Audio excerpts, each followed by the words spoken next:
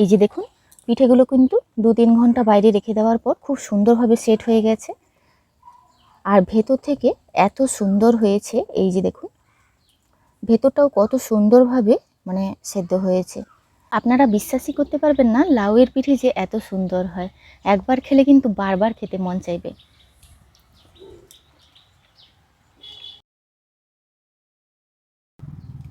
নমস্কার বন্ধুরা, আমার চ্যানেলে আপনাদের সবাইকে স্বাগত। আপনারা তো বিভিন্ন রকমের পিঠে খেয়েছেন, তবে আমাদের এই ট্র্যাডিশনাল পিঠে একবার ট্রাই করে দেখবেন, সবারই খুব পছন্দের হবে। আজকে আমি বানাবো লাউয়ের পিঠে। চলুন দেখে নেওয়া যাক কিভাবে এই সুন্দর সুস্বাদু লাউয়ের পিঠেটি বানাতে চলেছি। যারা লাউ পছন্দ করেন না তারাও কিন্তু বুঝতেই পারবে না যে এটা লাউ দিয়ে বানানো হয়েছে। এখানে একটা কচি লাউ নিয়েছি। কচি লাউ নিলে কিন্তু বেশ ভালো হয় এই পিঠে বা পায়েস। পুরো লাউটা লাগবে না। এই যে দেখুন একদম কচি লাউটা। খোসা ছাড়িয়ে আমি ধুয়ে নেব। খোসাটা যাতে সবুজ অংশ না থাকে সেটাই খেয়াল রাখতে হবে। লাউটা এবার গ্রেট করে নেব।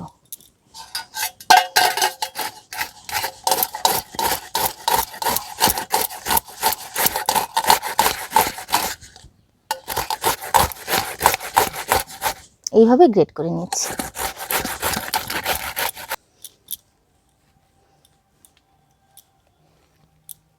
হাফ লাউ আমি গ্রেট করে নিয়েছি। 1 টিস্পুন কড়াইতে ঘি দিয়ে দিলাম। লাউয়ের যে অতিরিক্ত জলটা সেটা কিন্তু একটু চিপিয়ে বের করে দেব। এবার ঘিটা গরম হয়ে গেছে, এই লাউটা দিয়ে দেব। দুটো এলাচ শিলপাটাতে খুব ভালোভাবে বেটে এনেছি, সেটা দিয়ে দেব।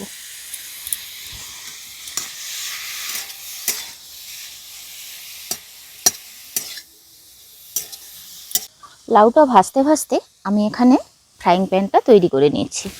এখানে অল্প একটু নিচে জল দিয়ে দেব।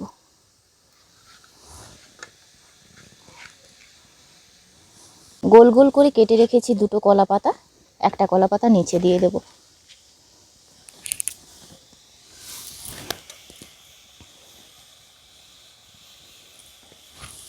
এই কলা পাতাটাতে ঘি মাখিয়ে নেব।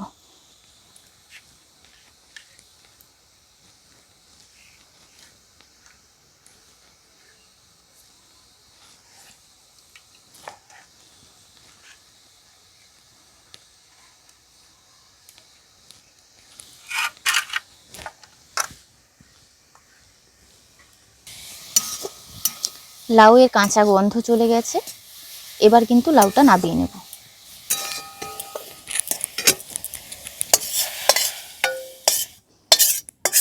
এই কড়াইতে দিয়ে দেব দুধ।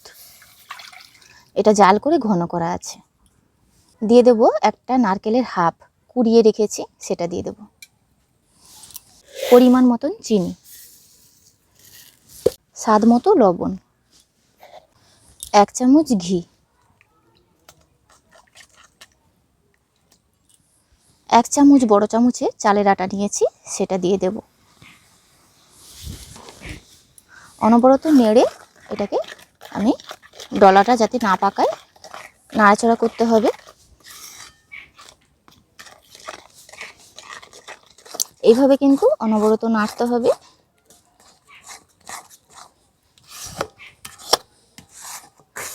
এবার ঘিয়ে ভেজে রাখা লাউটা দিয়ে দেব।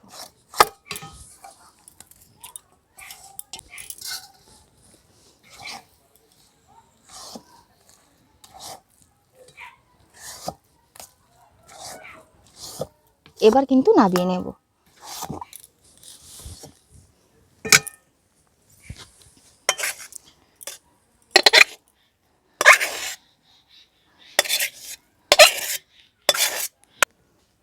এবার এই যে কলা পাতাটা রেডি করে রেখেছি এর উপরে নিয়ে নেব।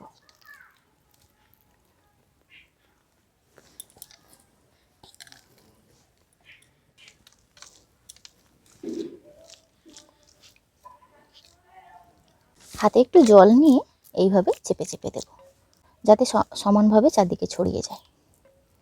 একটু সাইডে জল এলেও কোনো অসুবিধা নেই, আমি সঙ্গে সঙ্গেই আগুনে দেব।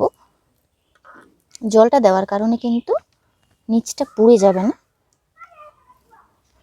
হালকা লাল হবে, খেতেও ভীষণ ভালো।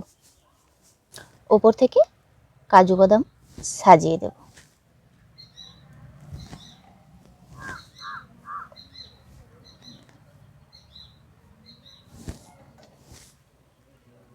মাঝখান থেকে একটা চেরি দিয়ে দিয়েছি।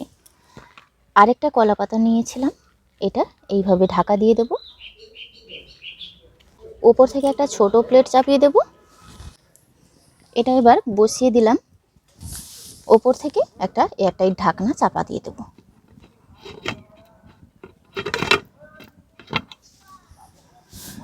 এইভাবে 20 মিনিট বসিয়ে রাখবো।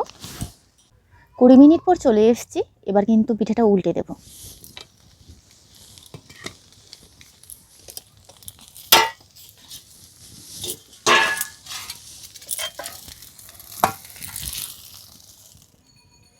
আস্তে করে এটা এতে নিয়ে নিয়েছি।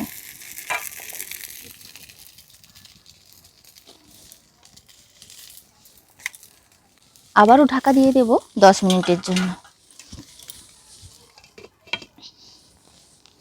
10 মিনিট বসিয়ে রেখেছি, উল্টো পিঠটাও হয়ে গেছে। এবার কিন্তু নামিয়ে নেব।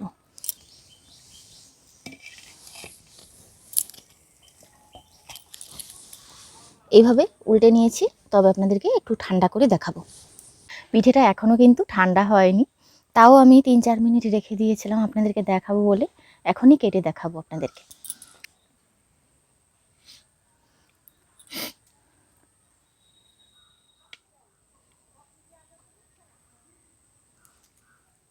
সমস্ত পিঠেগুলো কেটে নিয়েছি, আপনাদেরকে দেখাচ্ছি কত সুন্দর হয়েছে। এই যে দেখুন, পিঠেগুলো কিন্তু 2-3 ঘন্টা বাইরে রেখে দেওয়ার পর খুব সুন্দরভাবে সেট হয়ে গেছে।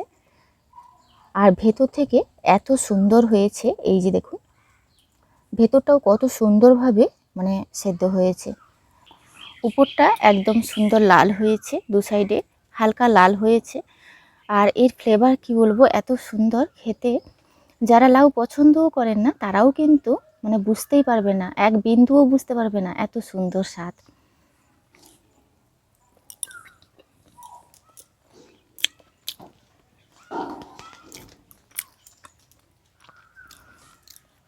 আপনারা বিশ্বাসই করতে পারবেন না লাউয়ের পিঠে যে এত সুন্দর হয়।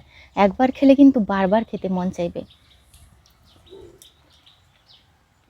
আজকের ভিডিওটি এখানেই শেষ করছি। ভিডিওটি ভালো লাগলে অবশ্যই লাইক, শেয়ার, কমেন্ট করবেন। আপনারা ভালো থাকবেন, সুস্থ থাকবেন, সাবধানে থাকবেন। একঘেয়েমি পিঠে ছেড়ে এইভাবে একবার লাউ দিয়ে বানিয়ে দেখবেন, ততটাই স্বাস্থ্যকর, ততটাই কিন্তু সুস্বাদু।